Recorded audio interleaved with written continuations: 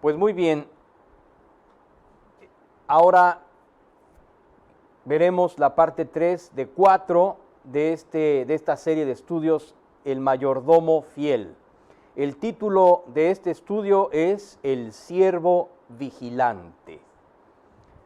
Perfecto, vamos entonces a comenzar. Vamos a escuchar a Tom con este primer versículo, que es con el que abrimos esta serie. Adelante. Lucas 12, del 42 al 44. El Señor respondió: ¿Quién es, pues, el mayordomo fiel y prudente, a quien su Señor pondrá sobre sus siervos para que a su tiempo les dé sus raciones? Dichoso aquel siervo a quien, cuando su Señor venga, lo encuentre haciendo así. En verdad les digo que lo pondrá sobre todos sus bienes.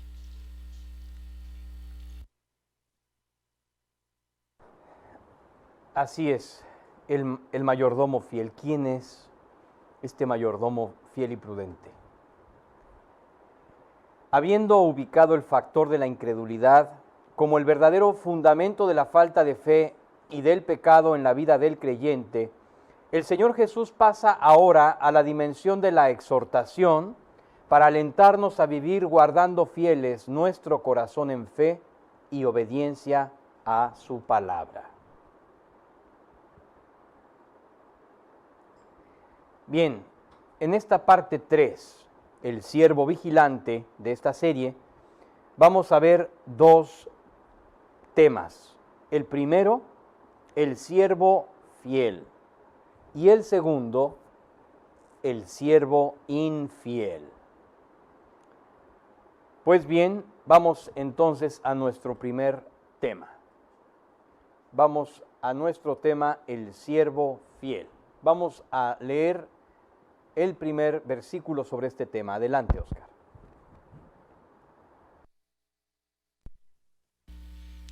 Lucas 12, del 35 al 38. Estén siempre preparados y mantengan las lámparas encendidas y sean semejantes a hombres que esperan a su Señor que regresa de las bodas, para abrirle tan pronto como llegue y llame. Dichosos aquellos siervos a quienes el Señor, al venir, halle velando. En verdad les digo que se ceñirá para servir y los sentará a la mesa, y acercándose les servirá. Y ya sea que venga en la segunda vigilia o aún en la tercera y los haya así, dichosos son aquellos siervos.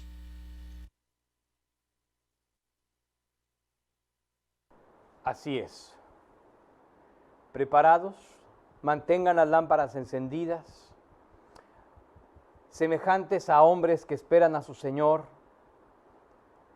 al regreso de su Señor de las bodas, para abrirle tan pronto como llegue y llame. Dichosos aquellos siervos a quienes el Señor al venir halle velando.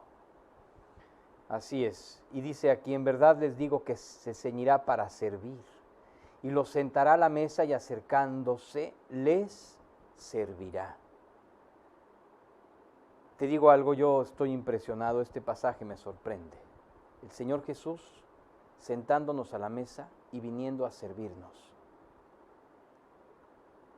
Dichosos son aquellos siervos a quienes el Señor cuando venga halle velando. Habiendo desmenuzado el concepto de la verdadera fe, el Señor Jesús exhorta a todo creyente a mantener la fe en una vida de obediencia a su palabra, amando y sirviendo a otros con absoluta humildad, como la que Él manifestó en la cruz por amor a nosotros, y como la que expresará en la eternidad ante la inconcebible promesa de venir a servirnos a la mesa. Difícil y duro tema el de la humildad entre los creyentes. A veces pareciera que nadie quiere el lugar del sirviente. Contrario a lo que Dios pide en este pasaje, la mayoría de los creyentes esperan que otros les sirvan a ellos.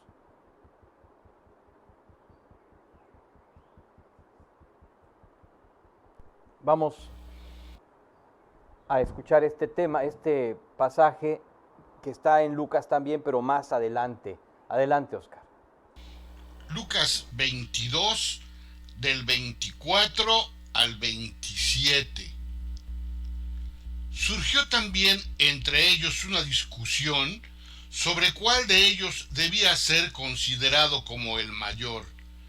Y Jesús les dijo: los reyes de los gentiles se enseñorean de ellos, y los que tienen autoridad sobre ellos son llamados bienhechores. Pero no es así con ustedes. Antes, el mayor entre ustedes hágase como el menor, y el que dirige como el que sirve. Porque, ¿cuál es mayor, el que se sienta a la mesa o el que sirve? ¿No lo es el que se sienta a la mesa? Sin embargo, entre ustedes, yo soy como el que sirve.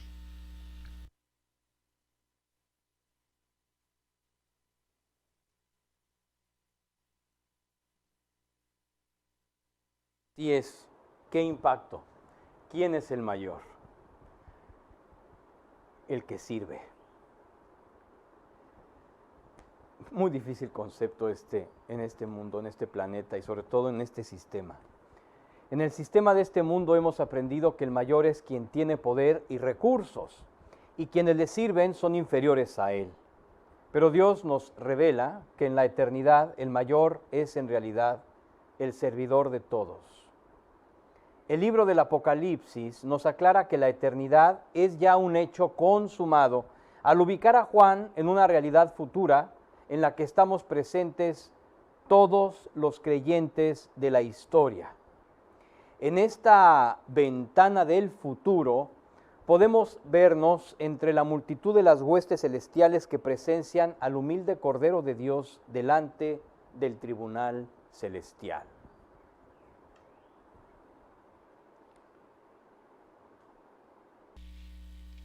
Apocalipsis 5, del 11 al 13. Y miré y oí la voz de muchos ángeles alrededor del trono, y de los seres vivientes y de los ancianos. El número de ellos era miríadas de miríadas y millares de millares, que decían a gran voz: el Cordero que fue inmolado es digno de recibir el poder, las riquezas, la sabiduría, la fortaleza, el honor, la gloria y la alabanza. Y oí decir a toda cosa creada que está en el cielo, sobre la tierra, debajo de la tierra y en el mar, y a todas las cosas que en ellos hay: Miré y oí la voz de muchos ángeles del trono, y de los seres vivientes y de los ancianos. El número de ellos, dice, era miríadas y miríadas, o sea, miles de millones que decían a gran voz: el Cordero que fue inmolado es digno de recibir el poder, las riquezas, la sabiduría, la fortaleza, el honor, la gloria y la alabanza.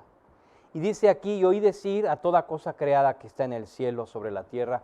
Ahí estamos tú y yo, debajo de la tierra y en el mar, y a todas las cosas que hay en ellos. Ahí es donde nosotros estamos retratados en el libro del Apocalipsis. Nos ve Dios consumado. Ahí estamos ya, literalmente establecidos en el cielo, en esta visión que tiene Juan. Ya las cosas eternas están consumadas, y cuando Juan viaja a la eternidad es que Dios le revela que estas cosas están consumadas. Por eso debemos vivir ahora más que nunca guardando no solamente la palabra de Dios en nuestra vida diaria, sino también compartiéndola a otras personas para que puedan conocer la verdadera esperanza de este mundo. Ante esta perspectiva, Dios ve a cada creyente como una obra total consumada ya en la eternidad. Aunque para nosotros nuestra vida en esta presencia temporal aún se encuentra en desarrollo y no ha terminado. La exhortación de Jesús a hacernos como el menor y el que dirige como el que sirve tiene un trasfondo espiritual coherente con la condición del siervo que Jesús se atribuye al inicio de su mensaje del siervo fiel, al revelarnos que Él mismo nos sentará a la mesa y vendrá a servirnos. Dice, en verdad les digo que se ceñirá para servir y los sentará a la mesa y acercándose les servirá. Habla de Cristo.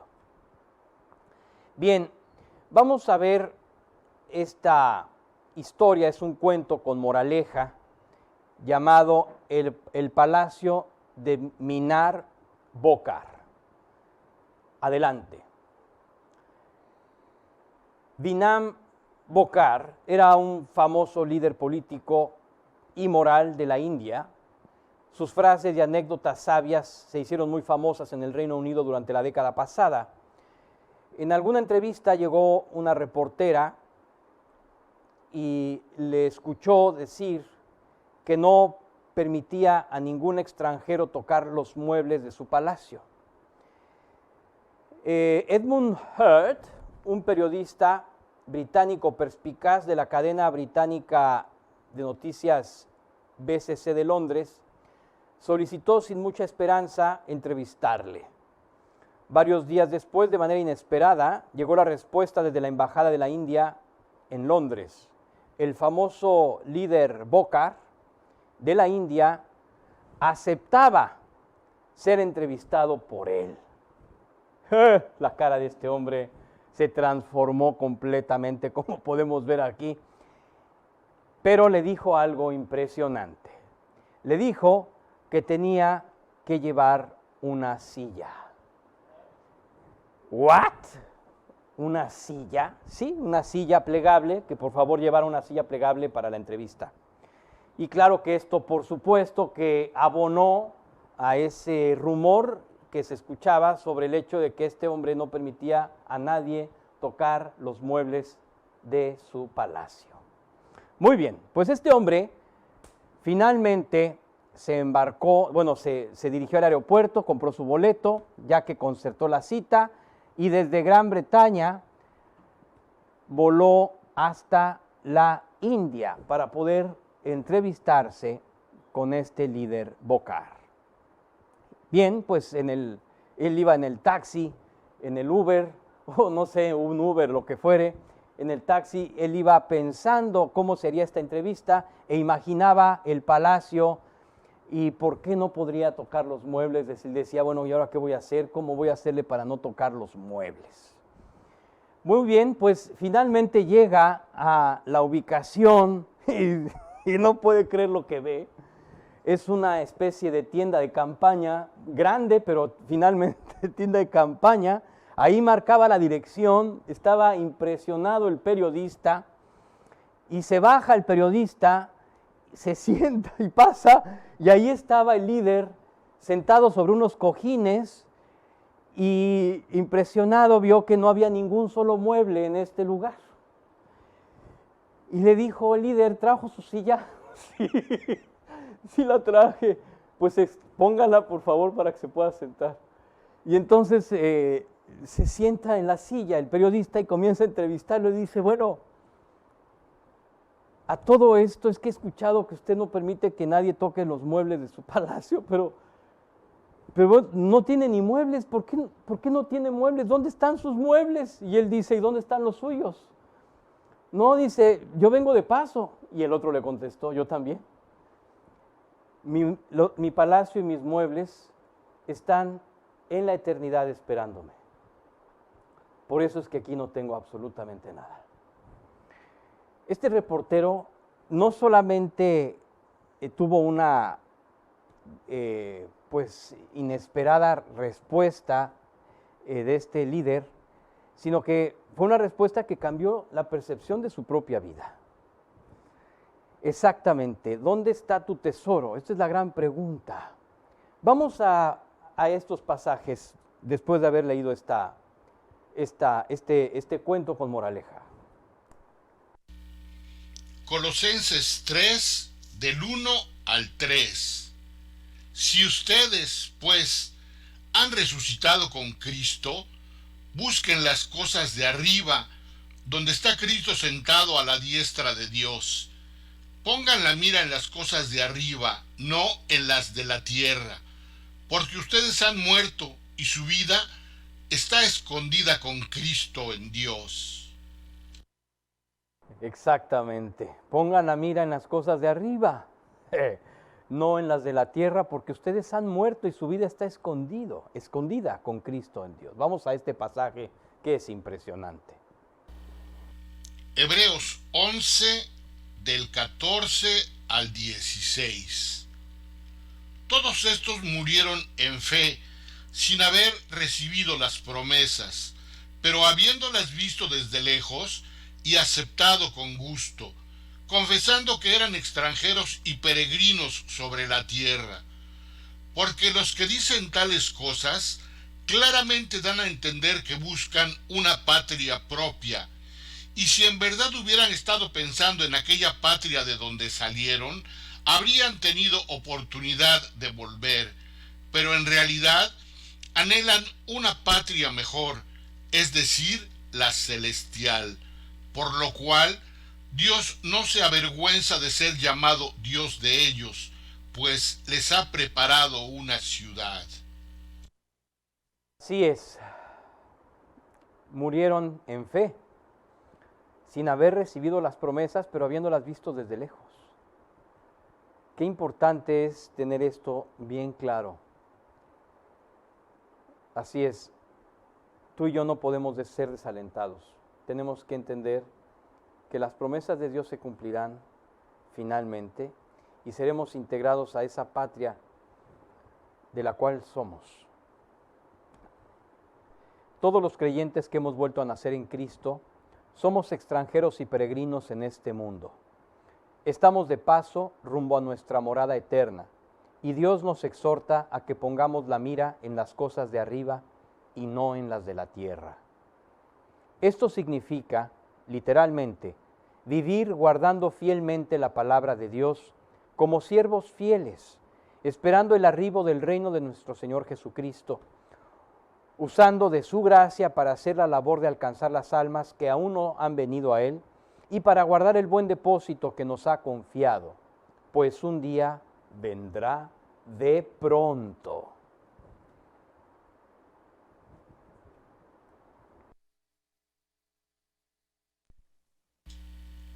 Lucas 12, del 39 al 40.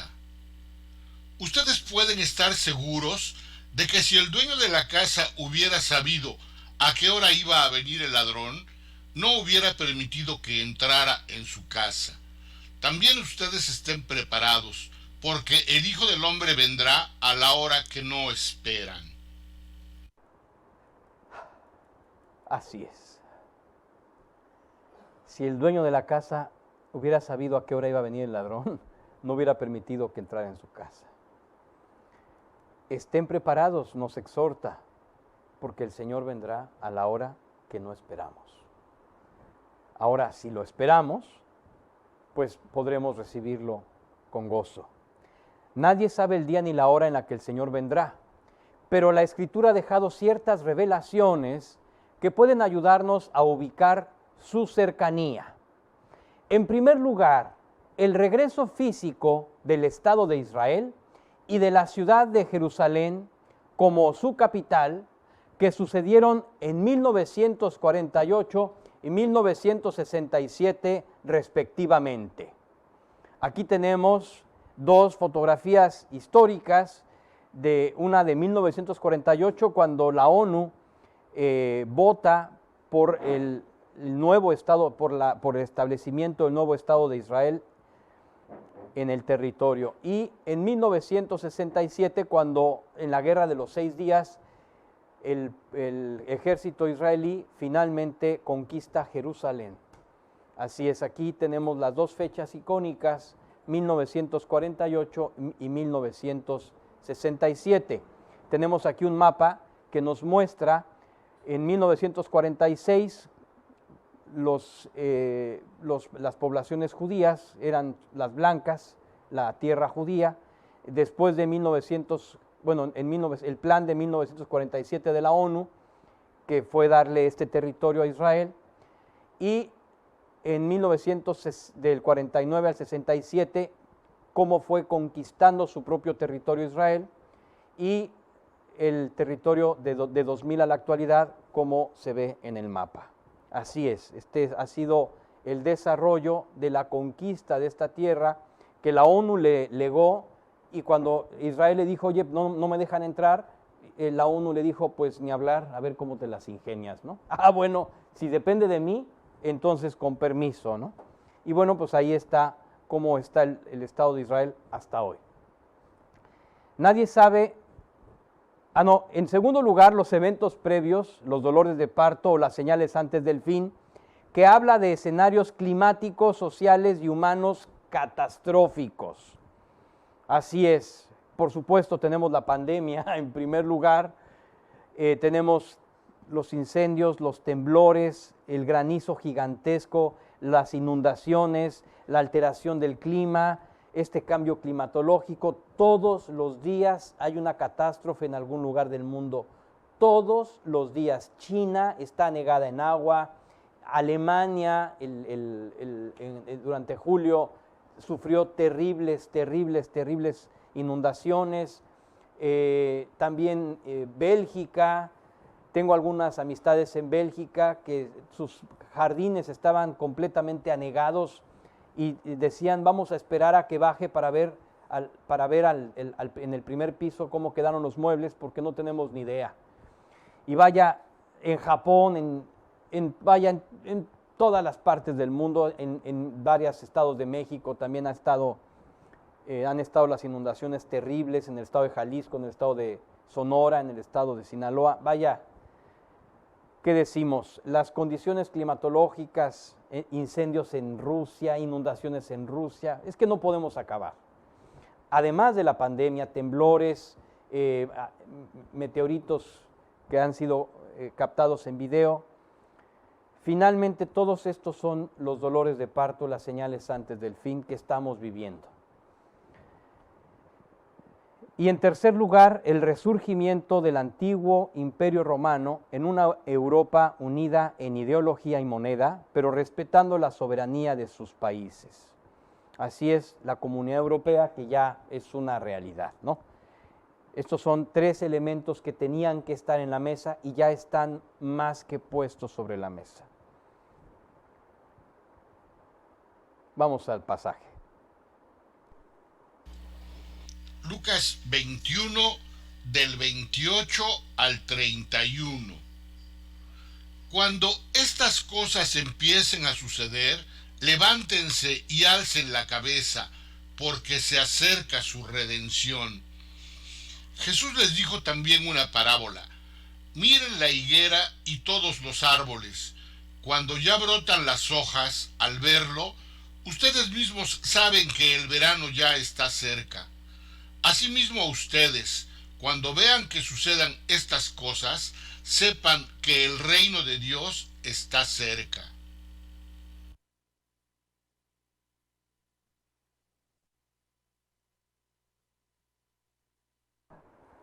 Así es, miren la higuera y todos los árboles. Cuando ya brotan las hojas, al verlo ustedes mismos saben que el verano ya está cerca. Asimismo ustedes, cuando vean que suceden estas cosas, sepan que el reino de Dios está cerca. Así es que, taratatán, tatán, está cerca el reino de Dios. Cada día está más cerca. Vamos a este otro pasaje. Lucas 12, 41. Entonces Pedro dijo, Señor, ¿nos dices esta parábola a nosotros o también a todos los demás?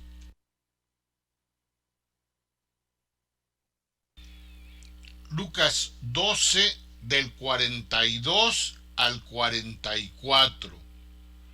El Señor respondió, ¿quién es, pues, el mayordomo fiel y prudente, a quien su Señor pondrá sobre sus siervos, para que a su tiempo les dé sus raciones? Dichoso aquel siervo a quien, cuando su Señor venga, lo encuentre haciendo así. En verdad les digo que lo pondrá sobre todos sus bienes. ¿Quién es el mayordomo fiel y prudente? ¿Quién es?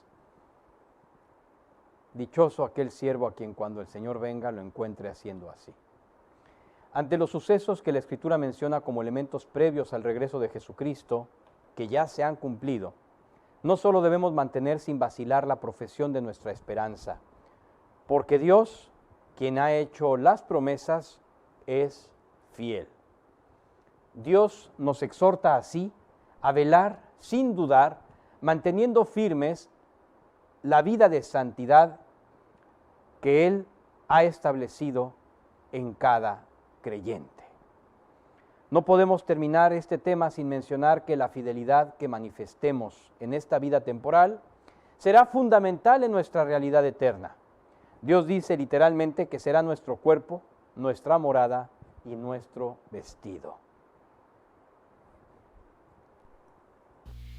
Segunda de los Corintios 5, del 1 al 4.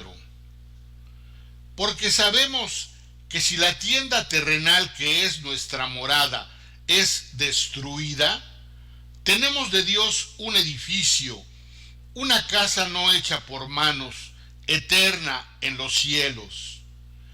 Pues en verdad, en esta morada gemimos, anhelando ser vestidos con nuestra habitación celestial, y una vez vestidos, no seremos hallados desnudos. Porque asimismo, los que estamos en esta tienda, gemimos agobiados, pues no queremos ser desvestidos, sino vestidos, para que lo mortal sea absorbido por la vida.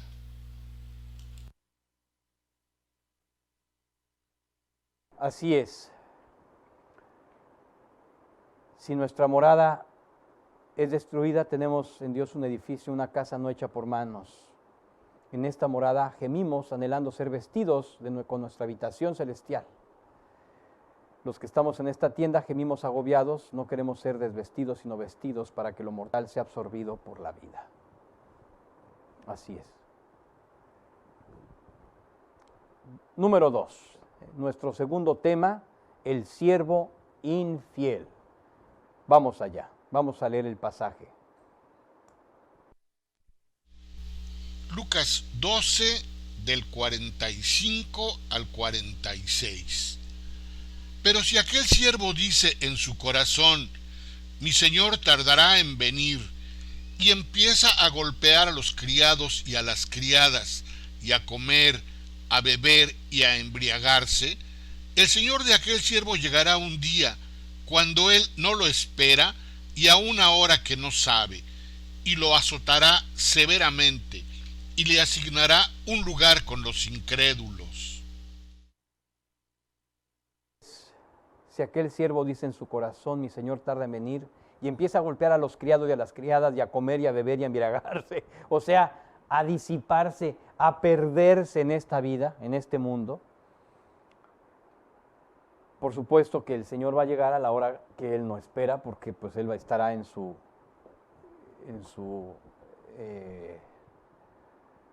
locura, en su embriaguez, en su locura, y el Señor lo sorprenderá. Y por supuesto que le asignará un lugar con los incrédulos.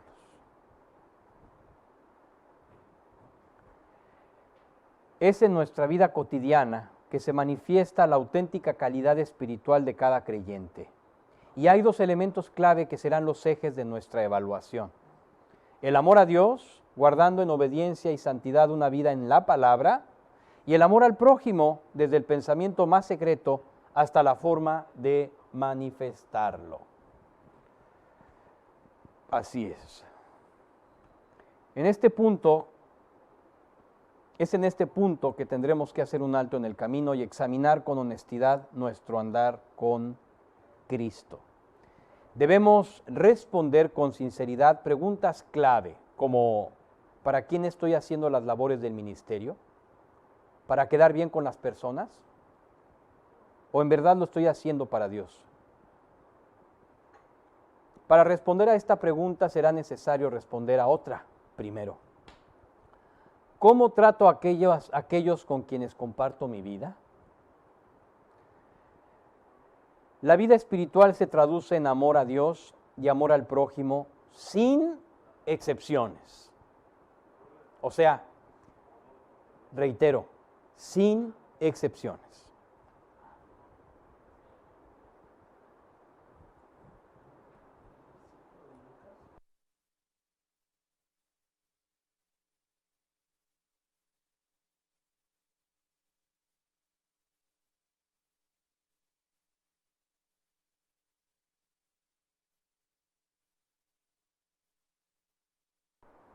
Bien, farol en la calle y tinieblas en casa, se llama este carrusel de ilustraciones. Farol en la calle y tinieblas en casa. Aquí tenemos la noche, la casa y el farol de la calle. Y entonces, en esta alegoría, el creyente es farol de la calle, el creyente que es farol de la calle, le dice a las personas de fuera: no te preocupes, te amamos, seguiremos orando por ti, que Dios te bendiga. Todo dulce, todo tierno, siempre mostrando mucho interés por las personas. Y cuando llega a su casa, ya cállate, no tienes vergüenza, solo te la vives criticando todo, ya consíguete una vida. Crash, pong, boom, wham y otros guamazos, cuando no son físicos, son emocionales, son de lengua para afuera, son puñales verbales. Qué horrible tener una vida así. Qué abominación, qué horrible, qué espantoso. Eso no es un siervo fiel. Así es que tú y yo tenemos que hacer un examen aquí. Porque si tú por fuera eres farol de la calle y tratas con mucho cariño a las personas de fuera y adentro de tu casa eres el Grinch, por decirlo menos, qué horrible, qué horrible. ¿Qué cuentas vas a dar al Señor? Tú y yo tenemos hoy que hacer una verdadera reflexión en este punto, porque Dios nos va a pedir cuentas de esto. ¿Quieres ser útil a Dios? Esto es lo más importante. Tú tienes que ser luz en tu casa y también luz fuera. Pero no luz fuera y tinieblas en casa. No. Esta escena es maravillosa. La discusión eterna. ¿Qué es? ¿Un 6 o un 9? El de la derecha lo ve como 9 y el de la izquierda lo ve como 6. Pero como los dos tienen puntos de vista distintos, se pueden matar diciendo que cada uno tiene la razón. ¿Qué es un 6 o un 9? Es un 6 y también es un 9. Depende de la perspectiva con que tú lo veas. Y por supuesto, esto siempre termina en un punch, ya sea verbal, físico, lo que sea, ¿no? Una guerra entre naciones, por esta ridícula y absurda y eterna locura.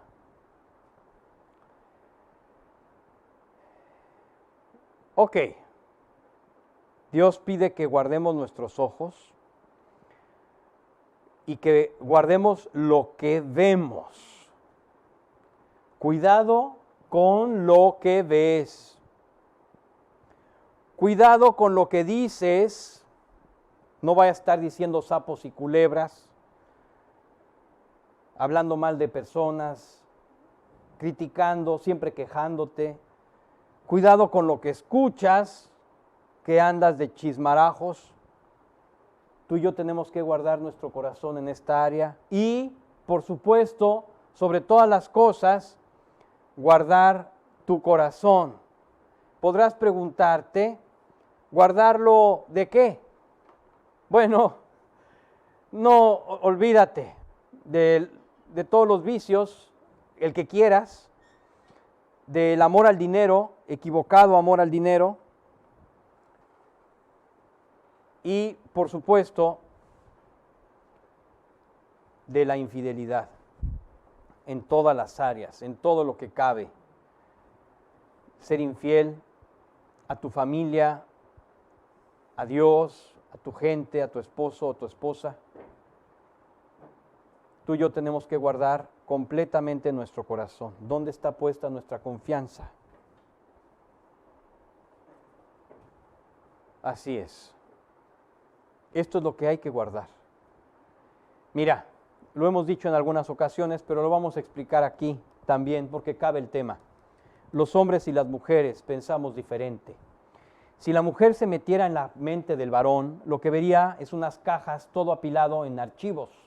El varón, información que recibe, información que archiva en un archivo concreto de la memoria, en un archivo concreto del contexto.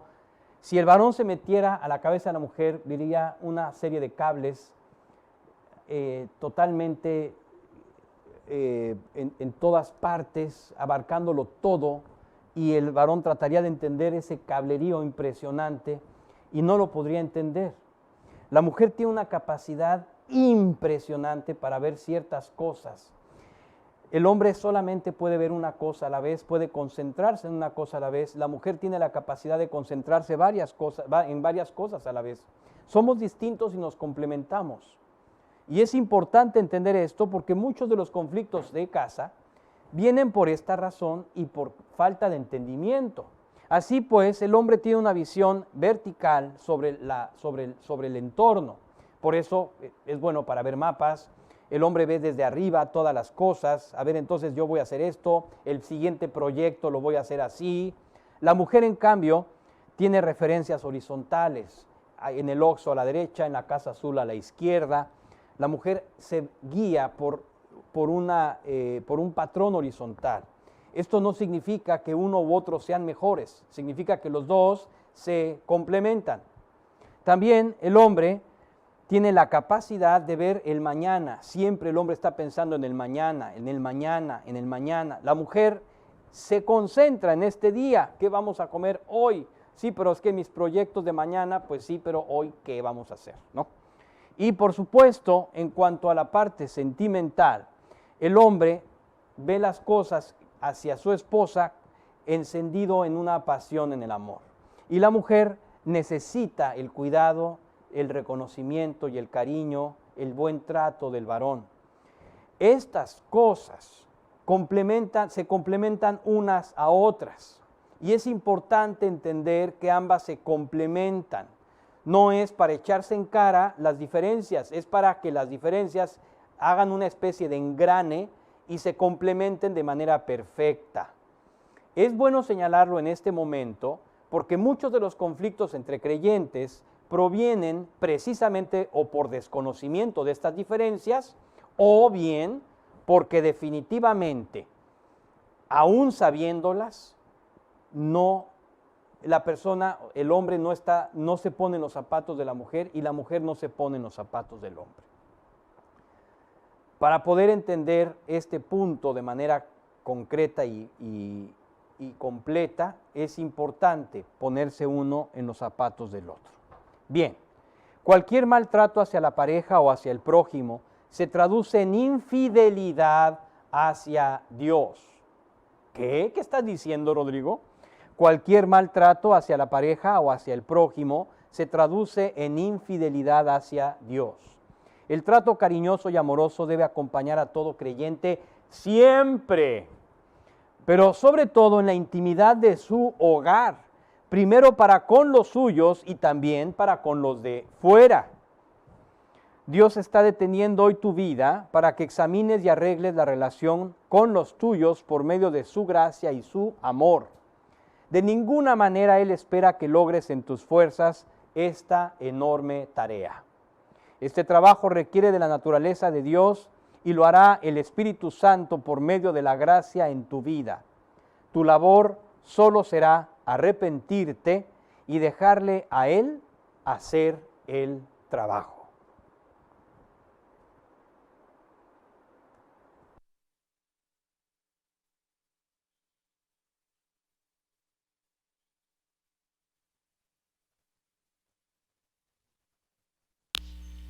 Primera de Juan 4, del 19 al 21. Nosotros amamos porque Él nos amó primero. Si alguien dice yo amo a Dios, pero aborrece a su hermano, es un mentiroso. Porque el que no ama a su hermano a quien ha visto, no puede amar a Dios a quien no ha visto. Y este mandamiento tenemos de él, que el que ama a Dios, ame también a su hermano.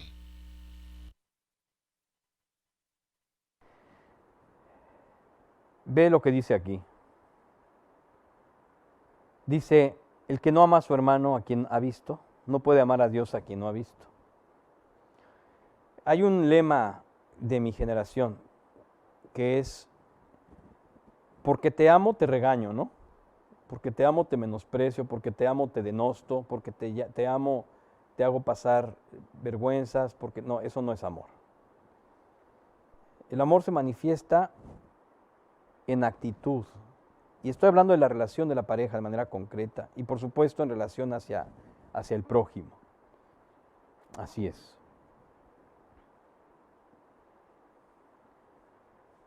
Vamos a leer este pasaje. Lucas 12 del 47 al 48. Y aquel siervo que sabía la voluntad de su señor y que no se preparó ni obró conforme a su voluntad, recibirá muchos azotes. Pero el que no la sabía e hizo cosas que merecían castigo, será azotado poco. A todo el que se le haya dado mucho, mucho se demandará de él, y al que mucho le han confiado, más le exigirán.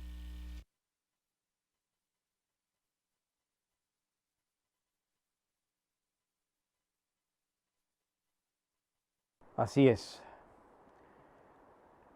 Dice aquí, al que mucho se le haya dado, al que mucho se le haya dado, mucho se demandará de él. Y al que mucho se le haya confiado, más se le exigirá. Dios ha hablado directamente a nuestro corazón, señalando con toda claridad en cada uno de nosotros aquellos aspectos que deben ser confesados y arreglados por medio de la gracia divina. Recuerda que todos los creyentes rendiremos cuentas a Dios de la revelación que hemos recibido. Y ahora ya lo sabes. Si tú aún no has vuelto a nacer, debes saber que la Biblia declara que todos hemos pecado y que tus pecados te han separado de Dios. Pero Él te ama tanto que entregó su vida y pagó por tus pecados delante de la justicia divina en la cruz.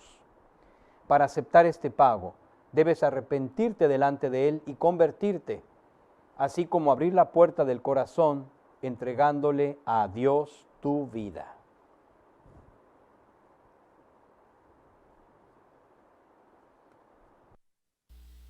Romanos 3:23. Por cuanto todos pecaron y no alcanzan la gloria de Dios. Todos hemos pecado, tú has pecado y tus pecados, como todos hemos pecado, todos nuestros pecados nos han separado de Dios. No alcanzamos la gloria de Dios.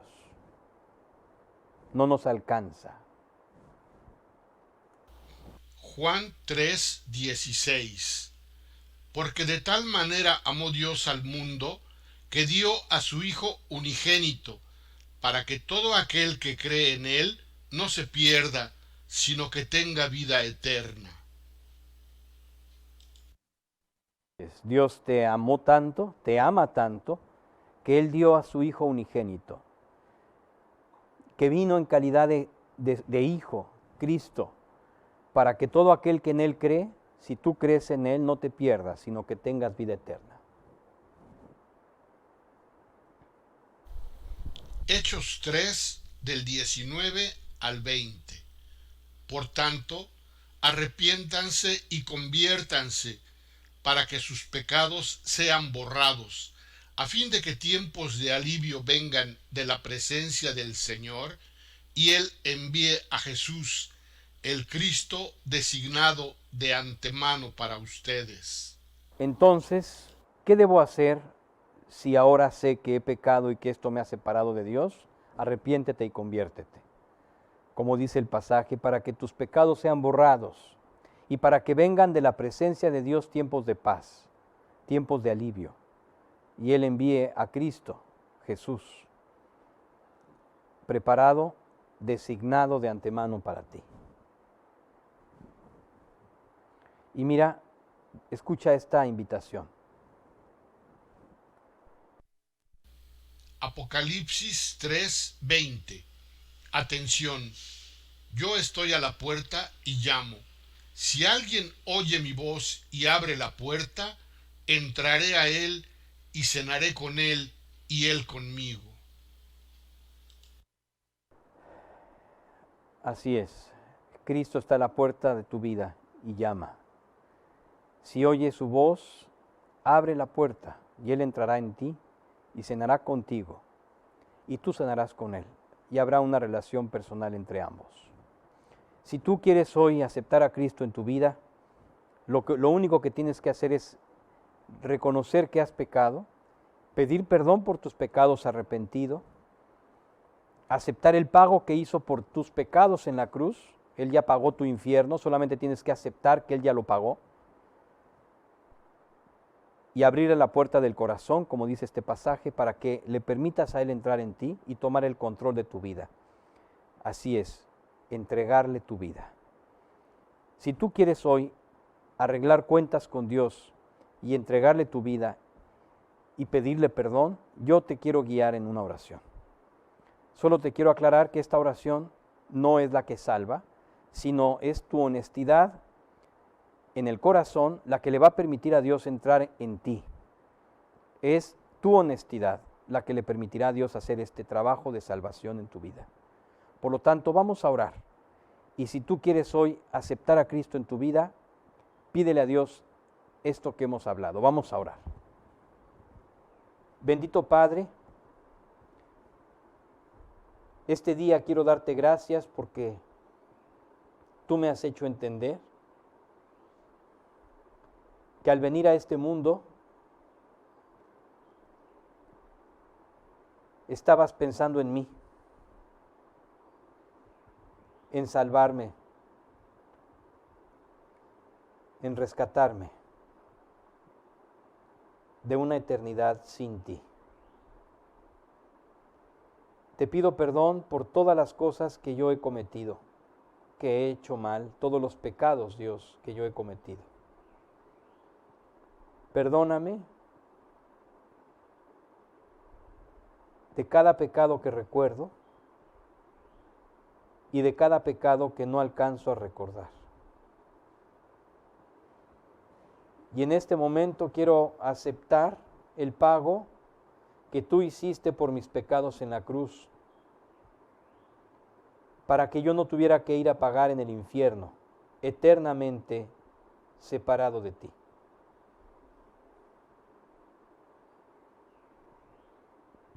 Y ahora mismo, Señor, te abro la puerta de mi corazón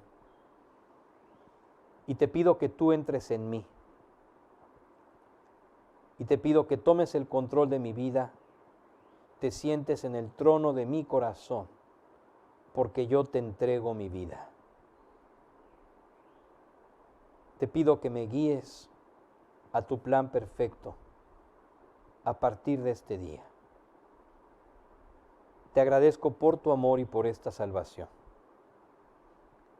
Y todo esto yo te lo pido en el nombre de Cristo Jesús, mi Señor y mi Salvador. Amén. Bien, pues si tú entraste por esta puerta de la salvación en la cruz del Calvario, quiero compartirte un versículo más. Quiero decirte lo que dice aquí. Vamos a leerlo primero. Segunda de los Corintios 5:17. De modo que si alguno está en Cristo, nueva criatura es. Las cosas viejas pasaron, ahora han sido hechas nuevas. Así es. Si alguno está en Cristo, es una nueva creación. Dios hará una nueva creación en tu vida si hoy tú aceptaste a Cristo en tu vida. Tienes que entender que Él está en ti porque tú le pediste y Él lo promete y Él no miente. Él dice, si alguno oye mi voz y abre la puerta, entraré a Él y cenaré con Él y Él conmigo, estaré ahí y tendremos una relación personal. Y si alguno está en Cristo, es una nueva creación. Las cosas viejas pasaron, todas ahora son hechas nuevas. Borrón y cuenta nueva. Así es. Gracias a Dios por esta decisión, si es que hoy tú la tomaste. Y bien, pues vamos a nuestro epílogo. Tenemos nuestro epílogo también el día de hoy. Es el mismo versículo con el que despedimos la serie y que es un recordatorio para todos nosotros. Adelante. Lucas 12 del 42 al 44. El Señor respondió: ¿Quién es, pues, el mayordomo fiel y prudente, a quien su Señor pondrá sobre sus siervos para que a su tiempo les dé sus raciones? Dichoso aquel siervo a quien, cuando su Señor venga, lo encuentre haciendo así. En verdad les digo que lo pondrá sobre todos sus bienes. Es dichoso aquel siervo cuando llegue su Señor, que cuando llegue su Señor le encuentre haciendo así. Pues bueno, aquí termina esta enseñanza, aquí termina este estudio del mayordomo fiel, tercera parte de 4. La siguiente semana tendremos nuestra última parte, nuestro último estudio de la serie El mayordomo fiel. Vamos a dar gracias. Oscar, si nos guías en una oración, por favor.